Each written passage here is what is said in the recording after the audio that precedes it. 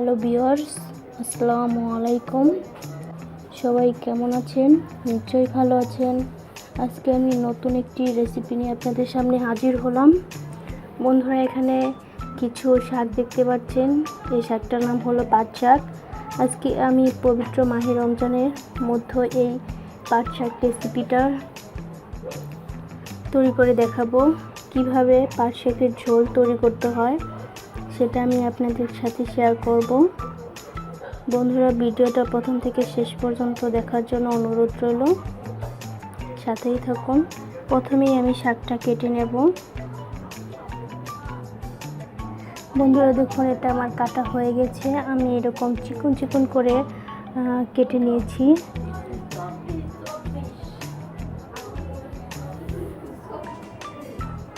বন্ধুরা, এটা কেটে আমি ভালো করে পানিকে পরিষ্কার করে ধুয়েও নিয়েছি। দেখুন বন্ধুরা, এটার সাথে আমি পানিও নিয়ে এসেছি। আর বন্ধুরা, আমি পাট শাকের সাথে এই ডাঁটাগুলো পেয়েছি। এটা পাট শাকের আটির ভিতরে ছিল। লকডাউন যেহেতু চলতেছে বাংলাদেশে এখন, তো সবজির প্রচুর পরিমাণে দাম। আমি এক মুঠো পাট শাক কিনেছি 15 টাকা দিয়ে। রোজা রেখে পাট শাক ঝোল দিয়ে ভাত খেতে খুব বেশ ভালো লাগে। সো বন্ধুরা, এই পাট শাকের ঝোল তৈরি করার জন্য কি কি মশলা লাগে সেটা আমি শেয়ার করছি। খুব অল্প পরিমাণ মশলা লাগে পাট শাকের ঝোল তৈরি করার জন্য। দেখুন, এখানে লবণ নিয়েছি, আর পেঁয়াজ কুচির পরিমাণটা একটু বেশি নিয়েছি, কাঁচা লঙ্কা কুচি নিয়েছি, হলুদের গুঁড়া, আর হলো কাঁচা জিরা নিয়েছি আস্ত। এগুলো আমি তেলটা গরম করে তেলের মধ্যে ছেড়ে দেব। এই হলো আমার পাট শাক ঝোল করার জন্য মশলা। খুব অল্প পরিমাণ মশলা লাগে। সো আমি এখন চলে যাব রান্নাঘরে গিয়ে বাকি ভিডিওটা আপনাদের সাথে শেয়ার করব। এ পর্যন্ত সাথেই থাকুন। বন্ধুরা দেখুন, আমি এখানে একটা কড়াই নিয়েছি। কড়াইয়ের মাঝে তেল দিয়ে দেব। তেলটা চুলায় হাই হিট দিয়ে গরম করে নেব। বন্ধুরা, আমি এখানে তেলটা দিয়ে দিয়েছি। এখন আমি কাঁচা জিরাগুলো দিয়ে দেব।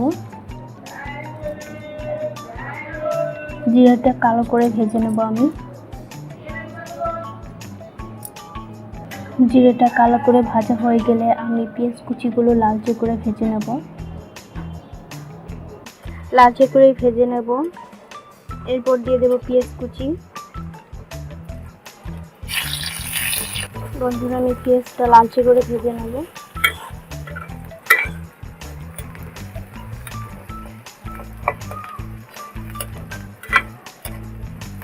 পেঁয়াজটাও লালচে করে ভাজা হয়ে গেছে। এবার দিয়ে দিব কাঁচা লঙ্কা কুচি।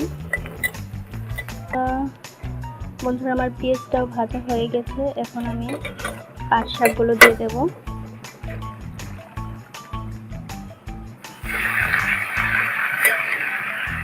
দিয়ে ভালো করে নেড়ে চেড়ে নেব।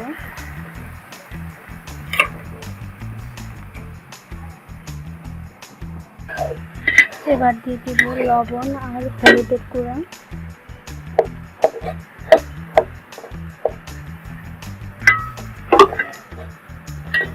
ভালো করে নেড়ে চেড়ে ঢাকনা দিয়ে ঢেকে দেব। এভাবে কিছুক্ষণ সিদ্ধ করে নেব আমি।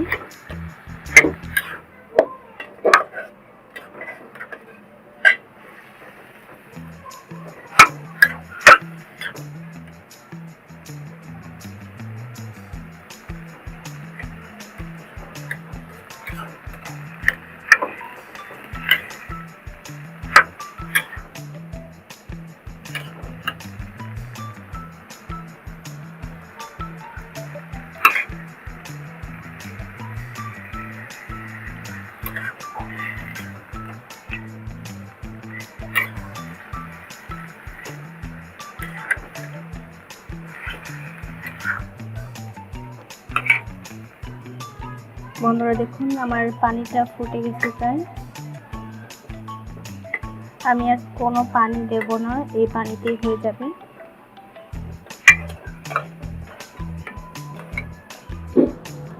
হ্যালো ভিউয়ার্স, দেখুন আমার পাট শাকের ঝোলটা অলরেডি হয়ে গেছে। আমি এটা চুলা থেকে নামিয়ে নিয়েছি। এখন একটা পাত্রের মাঝে ঢেলে নেব।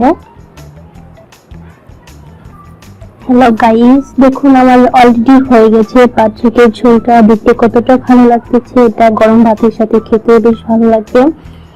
আর রমজান মাস যেহেতু, আর রমজান মাস ইফতারি শেষ করার পর এটা গরম ভাতের সাথে খেতে বেশ ভালো লাগে।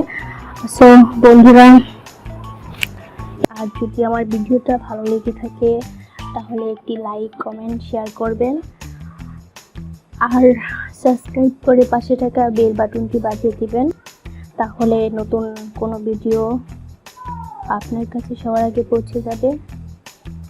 এ পর্যন্ত সবাই ভালো থাকুন, সুস্থ থাকুন। আল্লাহ হাফেজ।